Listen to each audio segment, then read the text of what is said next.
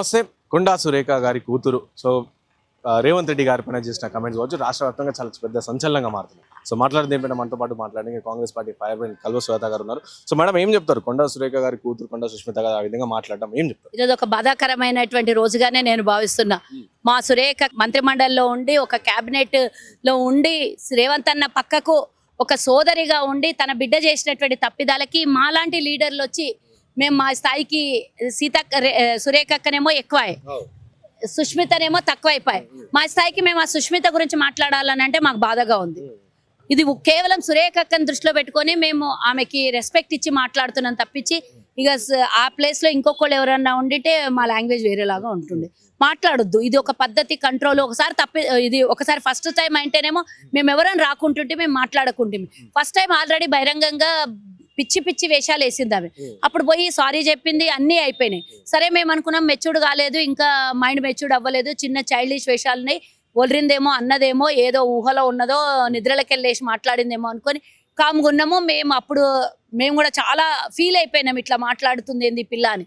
అయిపోయింది అది అయిపోయినాక ఇప్పుడు మళ్ళా రెండోసారి, అప్పుడంటే పొరపాటున మాట్లాడినాం అనుకున్నావు, రెండోసారి నీకు అవకాశం ఇస్తే మూడోసారి నీ ఇష్టం వచ్చినట్లు చిందులేస్తావు, కళ్ళు దాగిన కోతిలాగా చిందులేస్తావు. కాబట్టి బొక్కై వంగందే మానయ్య వంగదు అన్నట్టు ఇప్పుడే నువ్వు వేసినటువంటి వేషాలకి ఇప్పుడే బ్రేక్ పడకపోతే రేపు పొద్దున ఇంకా విచిత్రమైన విన్యాసాలు చేసే అవకాశం ఉంటుంది. కాబట్టి సురేఖకు మా విజ్ఞప్తి, అక్క ఈ పిల్లని కంట్రోల్లో పెట్టక్క, లేకపోతే మనము మన పార్టీ మన ప్రభుత్వము నవ్వుల పాలవుతున్నాము. ముఖ్యంగా నువ్వు ఒక సిన్సియర్ లీడర్వి, రేవంత్ అన్న ముఖ్యమంత్రి కావాలని కోరుకున్నటువంటి లీడర్వి, పిసిసి అధ్యక్షుడు అవుతాడు అని బహిరంగ సభలో చెప్పినటువంటి లీడర్వి నువ్వు. ఆ రోజు చాలా మంది వ్యతిరేకించిన నువ్వు ఆ రోజు సమర్థించి రేవంత్ అన్నను పిసిసి అవుతాడని అన్ని విధాలు ఆశీర్వదించిన దానివి. ఈరోజు నీ బిడ్డ ఇట్లా మాట్లాడుతుంటే మాకందరికి బాధగా ఉంది. మేము ఈ పార్టీలో ఉండి రేవంత్ అన్నని రాఖీలు కట్టినటువంటి వాళ్ళము రేవంత్ అన్నని తిడుతుంటే మాకు బాధ అవుతున్నది. కానీ కొండా సురేఖ గారు మాట్లాడు షోకాస్ నోటీసులు ఇస్తే మరి నాకు ఇట్లా ఆ కూతురు ఆమెకు సపరేట్ కంప్లీట్ గా ఆమె సపరేట్ పెళ్లి అయిపోయిందని చెప్పేసి కొండా సురేఖ వాళ్ళ వర్గాల నుంచి వస్తుందంట కదా. వర్గాలు వేరే, సురేఖ అంటే నాకు ఆన్సర్ చెప్పు. వర్గాలు బోల్డ్ అంతమంది మాట్లాడతారు, ఫాలోవర్స్, దానికి సంబంధం లేదు. ఇప్పుడు ఆమెకేమో సభ్యత్వం లేకపోయే, మరి ఎవరికి ఇవ్వాలి? దీనికైతే ఒకటి లైన్ అయితే రావాలి, దీనికైతే ఒకటి లేదు, దీనికైతే క్లోజింగ్ కార్డు పడాలి కదా, శుభం కార్డు అయితే పడాలి కదా, లేకపోతే ఇట్లనే శృతి మించిపోతుంది కదా. కాబట్టి లాస్ట్ టైం కూడా సురేఖకే పిలిచి మాట్లాడిండ్రు, ఇప్పుడు కూడా సురేఖకే మాట్లాడతారు. ఇక రెండోసారి వార్నింగ్ అయిపోతుంది, మూడోసారి చూద్దాం.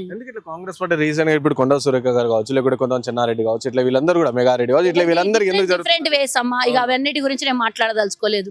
నువ్వు ఏ సబ్జెక్ట్ అడుగుతావు దానికి ఒకదానికే సమాధానం. ఈ రోజుకి ఏం కాదు, స్వేచ్ఛ ఎక్కువ ఉన్నది కాబట్టి ఇష్టం వచ్చినట్లు ఎవరి లైన్లలో వాళ్ళు మాట్లాడొద్దు.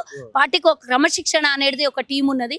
మీకేమన్నా ఉంటే, మీకేమన్నా అసహనాలు ఉంటే, మీకేమన్నా బాధలు ఉంటే, మీకేమన్నా ఇబ్బందులు ఉంటే వచ్చి చెప్పుకోండి, మాట్లాడతారు వాళ్ళు.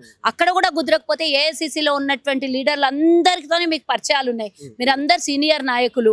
మాలాంటి వాళ్ళం కూడా మాకు అవకాశాలు రాకపోతే మేము కూడా బాధపడిన రోజులు ఉన్నాయి. కానీ మేమేం బహిరంగంగా వచ్చి ఎవరిని తిట్టలేదు కదా. విత్ ఇన్ ద పార్టీలో ఇప్పటికీ అదే లైన్లో పనిచేస్తున్నాము. మా లీడర్లను ఎవరైనా ఏమన్నా అంటే మాత్రం మేము ఇప్పటికీ ఊరుకోము. కాబట్టి మేము ఎవరమైనా పార్టీ కోసం పనిచేసేటోళ్ళమే. అందరం కూడా క్రమశిక్షణ కమిటీ ఉంది, వాళ్ళతో మాట్లాడుకుంటే బాగుంటుందని నేను అంటున్నా.